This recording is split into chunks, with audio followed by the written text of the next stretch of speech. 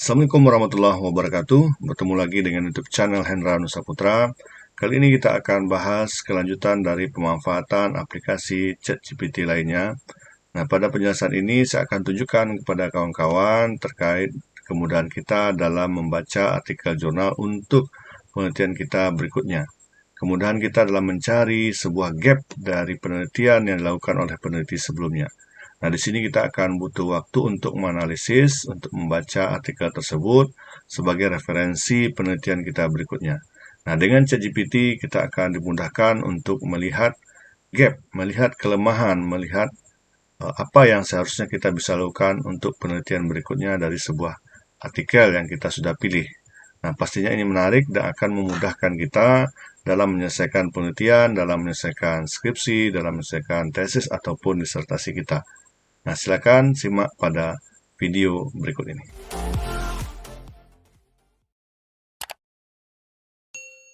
Baik, kita mulai tutorialnya. Nah, di sini saya menggunakan aplikasi ChatGPT versi berbayar ya. Jadi yang saya akan jelaskan di sini bisa digunakan pada aplikasi premium atau berbayar. Bagi kawan-kawan yang biasa menggunakan ChatGPT versi gratis, nah ini tidak bisa dipraktekkan di situ. Nah, jadi diharapkan mungkin bisa mencoba membeli akun ChatGPT berbayar. Nah, caranya mudah, saya pernah menjelaskan di video saya sebelumnya, dan itu tidak mahal, dan kita bisa menggunakan akun share ya, yang biayanya mungkin rata-rata di bawah 30.000 ya, bukan 300 bulan ya, kalau kita bisa memanfaatkan itu ya. Nah, jadi kawan-kawan bisa bukan atau mengakses dulu akun ChatGPT yang versi berbayar. Tampilannya seperti yang kita lihat di sini. Untuk ChatGPT sudah versi 4.0 ya. Jadi sudah ada peningkatan dan ini model terbaru dan tercanggih kata ChatGPT. Nah, berarti tingkat akurasi, tingkat data yang diberikan tentu akan lebih kompleks dan lebih valid lagi ya. Nah, di sini saya akan tunjukkan bagaimana mencari gap dari penelitian artikel sebelumnya. Nah, tentunya kita sudah punya sebuah artikel jurnal yang akan kita jadikan sebuah dasar atau landasan kita untuk meneliti. Jadi kita bisa baca apa sih gap-nya, apa sih kelemahan atau apa yang diberikan saran untuk penelitian berikutnya. Jadi silakan di-upload artikelnya di sini. Di bagian ini kan ada lambang simbol trigonal. Jadi kawan-kawan bisa cari dulu artikelnya. Jadi kita upload ya salah satu artikel. Ya, saya coba pilih misalnya yang bagian ini. Nah, sekali lagi saya jelaskan, ini bisa dilakukan di akun ChatGPT versi berbayar. Kemudian kita perintahkan prompt ya, atau kita berikan kata perintah untuk ChatGPT ini agar dia bisa melakukan apa yang kita maksud. Nah, tentu butuh sebuah prompt yang bisa diberikan penjelasan ke ChatGPT. Nah, di sini saya sudah sediakan prompt-nya. Jadi kawan-kawan bisa meniru ya dari prompt yang sudah saya coba pernah buat ini. Saya ambil bagian ini ya. Kira-kira prompt-nya seperti ini. Saya seorang dosen, jadi ChatGPT ini perlu ada pengantar seperti ini agar dia bisa memberikan informasi yang akurat ya, menelusuri data-data ini tujuannya untuk siapa, dan dia bisa mereferensikan dengan data yang terbaik. Jadi kita bisa ngetik prompt seperti ini ya. Jadi saya seorang dosen yang ingin melakukan penelitian. Berdasarkan artikel ini, coba carikan gap atau apa penelitian berikutnya yang bisa saya kembangkan dari penelitian ini. Nah, ini intisari kuncinya. Kemudian kita minta lagi berikan informasi lengkap seperti topik dan informasi terkait lainnya untuk memudahkan saya melakukan penelitian lanjutannya. Nah, di sini dengan perintah ini kita biarkan ChatGPT menganalisis dan memberikan informasinya ya. Kita kirim, kita tunggu beberapa detik ya. Nah, kayaknya sudah mulai seperti ini ya. Nah, di sini ada banyak referensi yang dia berikan ya. Ada berapa topik ini. Nah, ini udah masuk ke topik ke-6. Nah, udah selesai ya, dia berikan referensi seperti ini. Kebetulan ini diberikan dalam bentuk bahasa Inggris. Nah, kita translate saja, kita perintahkan ChatGPT-nya untuk menerjemahkan ya. Jadi kita tunggu lagi beberapa detik ya. Nah, sekarang kita coba pelajari dulu sebentar terkait dari apa yang diberikan sesuai dengan prompt yang kita perintahkan ya. Jadi di sini dia sudah mengidentifikasi kesenjangan penelitian ya, atau gap, dan arah penelitian berikutnya. Nah, seperti ini ya. Jadi berdasarkan artikel, saya dapat artikel yang judulnya seperti ini, yang dibuat oleh Talha Karadanis. Kemudian dia memberikan identifikasi terkait yang pertama, yaitu ketahanan algoritma. Jadi kayaknya agak aneh ya bahasa Indonesianya. Kalau kita baca di sini, saya lihat di atas ini yaitu robustness algorithms. Nah, di sini kita bisa lihat ya apa sih kesenjangannya. Nah, di sini dia berikan seperti ini ya, yang lebih tidak tergantung. Nah, ketergantungan saat ini dan seterusnya. Topiknya diberikan ini, sarannya seperti ini. Kemudian yang kedua dia berikan seperti ini. Nah, topiknya ini dan seterusnya. Jadi kita bisa sudah dapat sebuah gap dari penelitian ini. Nah, sekarang kita coba lanjutkan untuk menjabarkan ya salah satu. Jadi kalau kita sudah baca beberapa yang diberikan ini, nah kita coba masukkan perintah kedua untuk lebih lengkapnya ya. Jadi kita coba masukkan perintah kedua. Silakan diketik prompt-nya seperti ini. Nah, saya pilih yang nomor 3. Jadi kawan-kawan nanti bisa sesuaikan penelitiannya ya. Atau mungkin kita coba pilih yang nomor 4. Jadi sesuaikan, ini kan sudah ada nomornya. Jadi kita minta dia memperjelas, kemudian membuatkan outline dari penelitiannya. Jadi saya pilih aja nomor 4. Nah, kita coba lihat lagi apa yang direkomendasikan oleh ChatGPT ini.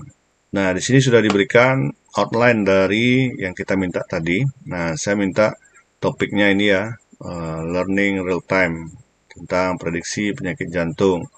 Jadi dia berikan judul penelitian yang diusulkan seperti ini ya. Nanti lebih bagusnya memang ditranslate ke bahasa Inggris ya. Pengembangan dan evaluasi algoritma untuk menggunakan ya. Jadi sudah dijabarkan lagi ya dengan menggunakan variabel ini. Nah, outline-nya kita sudah dapat sebuah latar belakang. Nah, latar belakang diberikan ini. Kemudian data yang ini seperti ini, ada beberapa poin, ada 3 poin di sini. Kemudian ada rumusan masalahnya. Kemudian ada tujuan penelitiannya. Nah, di sini mengembangkan, mengevaluasi. Kemudian manfaatnya. Nah, meningkatkan akurasi. Diberikan juga tinjauan pustaka. Nah, kemudian nanti dijabarkan lagi ya, kalau dalam sebuah penelitian pasti dijelaskan kembali apa sih gapnya yang kita mau teliti. Kemudian metodologinya yaitu pengembangan algoritma, modifikasi, datasetnya ditunjukkan juga, dan seterusnya. Nah, lengkap ya. Ini kalau sudah dapat seperti ini, saya rasa bagi kawan-kawan yang sudah atau yang sedang melakukan penelitian atau yang akan mau menyusun sebuah skripsi ataupun tesis, saya yakin di sini akan lebih cepat penyelesaiannya ya, karena sudah diberikan kerangkanya seperti ini. Tinggal kita kembangkan ya, kembangkan lagi. Nah, sampai dia berikan seperti ini. Penulisan proposal, langkah-langkah dalam penelitian kita. Nah, sehingga nanti sewaktu kita mau sidang proposal, kita sudah bisa menjawab secara utuh ya. Jadi saya sudah lengkap ini. Kalau kita mau sajikan ini sebagai bahan kajian proposal kita dulu untuk diterima dalam sebuah sidang tesis ya ataupun skripsi, saya yakin ini ya bisa diterima ya, karena sudah diberikan data selengkap ini. Nah, untuk berikutnya ya pastinya kita akan terus menggunakan ChatGPT ini kalau ingin menjabarkan lagi. Contoh saya akan tunjukkan lagi seperti ini. Ini kan ada latar belakang ya. Kemudian ini ada outline-nya. Nah, kita mau tulis paragrafnya lagi. Jadi caranya nanti memang seperti ranting pohon ya. Kalau sudah dapat akarnya, kemudian kita bikin ranting-rantingnya supaya nanti bisa menjadi pohon yang utuh. Jadi ibaratnya ini kita udah dapat akarnya yang tadi, topiknya ini akarnya, dan sudah ada batang-batangnya seperti ini.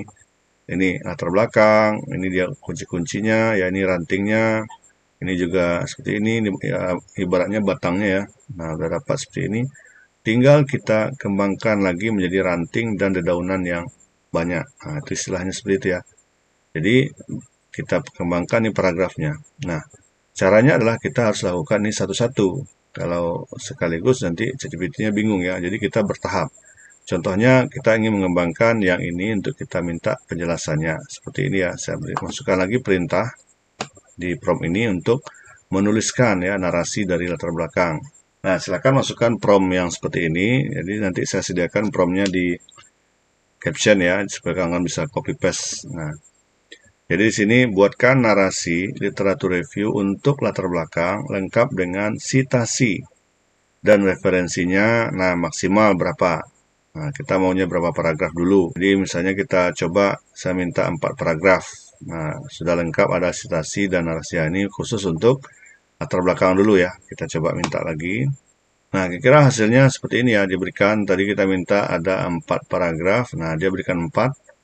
Nah, seperti ini paragraf pertama menjelaskan dulu narasi pengantar awalnya, dan ini sudah ada sitasinya ini. Ini ada referensinya yang diambil. Kemudian juga ini paragraf kedua menjelaskan lagi. Kemudian ini paragraf ketiga. Kemudian ini yang keempat. Nah, ada ini referensinya. Kalau kita perhatikan ada referensi yang jauh sekali ya, ada 2001. Nanti kita bisa tambahkan lagi. Di promnya mungkin kita bisa tambahkan lagi nanti. Seperti ini ya, buatkan narasi literatur review untuk latar belakang. Nah, kita tambahkan di belakangnya untuk referensi 5 tahun terakhir. Nah, sehingga nanti dia akan membaca artikel-artikel yang terdekat ya, yang nggak terlalu jauh ya, artinya sudah update ya, bukan expert lagi. Nah, kira-kira seperti itu ya kawan. Jadi ini sangat mudah untuk kita gunakan. Kalau kita menggunakan aplikasi, saya rasa ini sangat membantu kita dalam melakukan penyelesaian ya, baik artikel penelitian ataupun mencari ide-ide penelitian berikutnya. Jadi intinya adalah mencari ide dari artikel jurnal sebelumnya untuk kita lakukan ke penelitian berikutnya.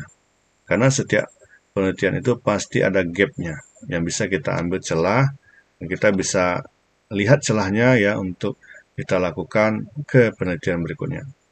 Nah, saya rasa dengan memanfaatkan aplikasi ChatGPT semuanya bisa dimudahkan dan informasinya akan lebih akurat ya, dan kita pun tidak perlu repot-repot lagi membaca dengan begitu ekstra ya untuk memahaminya. Mungkin demikian yang bisa saya share ke kawan-kawan. Semoga ini bermanfaat. Jangan lupa di-subscribe bagi yang baru mampir di channel saya ini, agar dapat nantinya informasi lanjutan lainnya terkait aplikasi-aplikasi yang akan saya share ya, saya berikan tutorialnya untuk kawan-kawan semua. Assalamualaikum warahmatullahi wabarakatuh.